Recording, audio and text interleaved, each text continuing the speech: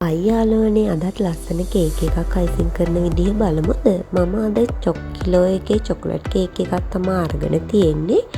මුලින්ම කේක් එක සෑන්ඩ්විච් කරලා ඊට පස්සේ මුලින්ම අපි ක්‍රම් කෝට් කරගන්නවා. කේක් එකේ ක්‍රම්ස් නැති වෙනකන් අපි ක්‍රම් කෝට් කරලා ඊට පස්සේ ටික වෙලාවක් අපි ශීතකරණයේ තියනවා. මේක විනාඩි 10ක් විතර. ඊට පස්සේ අපි මේක ෆයිනල් කෝට් එක ඇප්ලයි කරගන්න ඕනේ.